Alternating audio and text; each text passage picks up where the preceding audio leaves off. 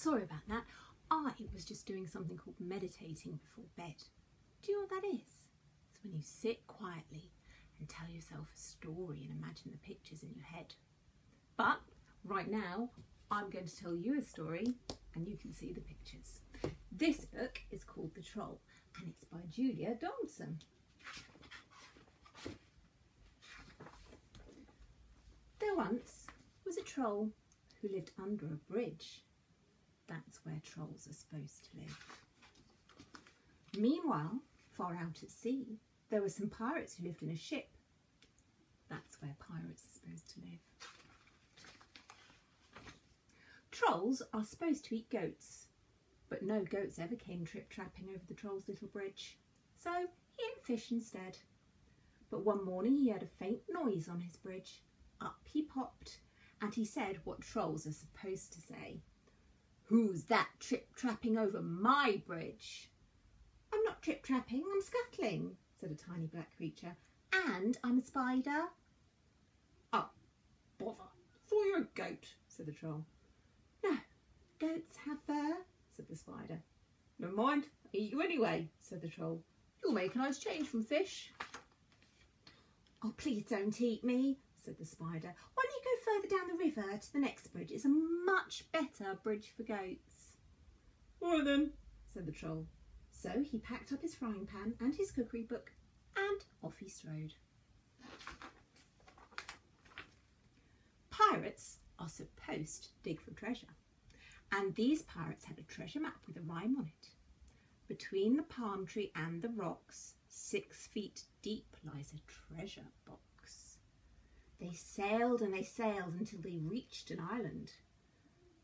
"This is the spot," said Handkerchief. "Start digging." The pirates dug and they dug, but all that they found was a grumpy mole. "Must be the wrong island," they said. All that digging made them hungry. It was Ben Buckle's turn to do the cooking, and he cooked fish pie. "Ooh, it's soggy," said Percy Patch. "It's slimy," said Peg Polkadot. "When we finish the gold, we could buy a decent cookery book," said Handkerchief. And they set sail again. The troll was sitting under his new, middling-sized bridge, reading his cookery book, and suddenly he heard a sound above his head, and up he popped. "Who's that trip-trapping over my bridge?" he roared. "I'm not trip-trapping, I'm pattering," said a fellow creature. "And a mouse." "Oh, bother, I thought you were a goat," said the troll. "Oh no, goats have long ears," said the mouse. "Never mind, I'll eat you anyway," said the troll. "I get sick of fish." "Oh, please don't eat me," said the mouse. "Why don't you go down to the next bridge? There are goats trip-trapping there all the time."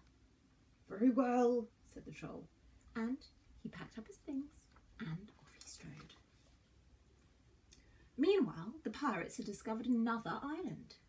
They dug and they dug, but all they found was a rusty old bucket with a crab in it.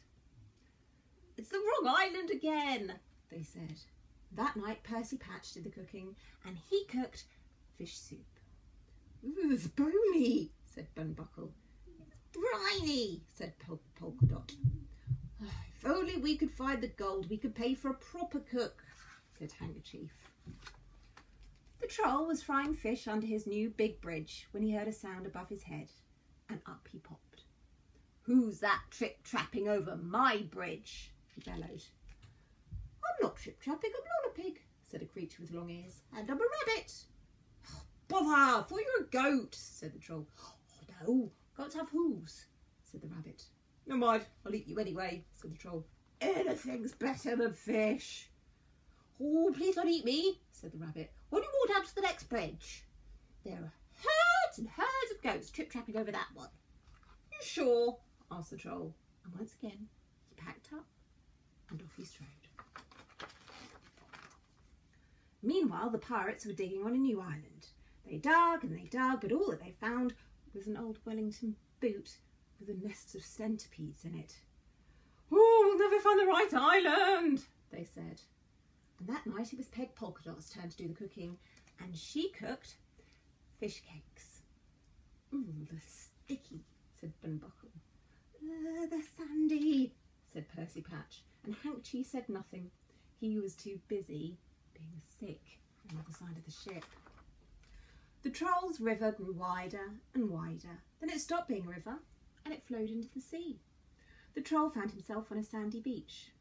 There isn't another bridge, he said. That rabbit was tricking me.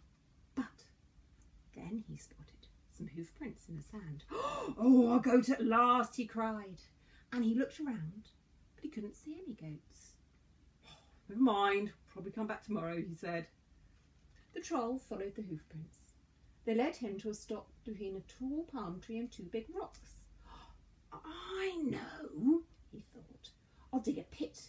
Then tomorrow the goat will fall into it and I can eat it. The Troll dug and dug with his frying pan, and just when he thought the hole was deep enough, the pan hit something hard. It was a great big chest. Perfect, said the Troll. I can hide in here and keep warm. Then when the goat falls into the hole, I'll open the lid and pop up. And he lifted the lid, but the chest was full of gold round things.